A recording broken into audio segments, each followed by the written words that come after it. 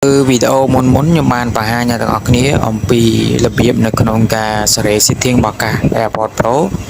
កាស AirPods Pro ដែលខ្ញុំលក់ហ្នឹងតម្លៃ$7ហ្នឹង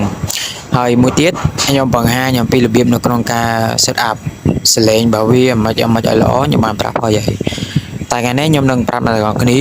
របៀបនៅក្នុងការស្វែងរកកាស AirPods Pro នៅពេលដែលយើងបាត់តាមរយៈ Find My ណាអាហ្នឹងដូចយើងភ្ជាប់ជាមួយនឹង iCloud ស្វែងរកទូរស័ព្ទរបស់យើងពេលបាត់ចឹងកាស AirPods Pro ហ្នឹងគឺដូចគ្នាអញ្ចឹងអានេះខ្ញុំនឹងបង្ហាញដល់អ្នកគ្នាអំពីរបៀបនៅក្នុងការ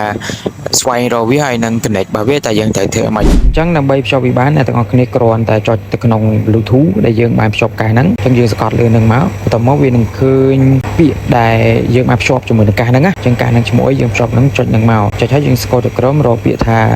show in Find My អញ្ចឹងចុចទៅលើនឹងមកវានឹងលោតទៅលើកាសទៅលើទីតាំងដែលយើងបានភ្ជាប់ហ្នឹងអញ្ចឹងពេលដែលយើងចុចហើយវាមានលោតឈ្មោះកាសវាមានលោតផ្លូវហើយនឹងកន្លែងអញ្ចឹងជាក់ស្ដែងនេះវាមានលោតផ្លូវហើយនឹងកន្លែងនេះយើងកំពុងតែនៅហើយកាសក៏នៅនឹងដូចគ្នាបច្ចៈ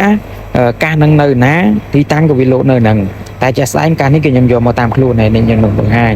អំពីទីតាំងកាសដែលខ្ញុំបានដាក់អញ្ចឹងបច្ចៈបន្តិចថាកាសយើងនៅណានៅពេលដែលយើងចុចទៅលើកាសហ្នឹងទៅវានឹងបង្ហាញផ្លូវហើយនឹងកន្លែងដែលយើងបានទុកកាសហ្នឹង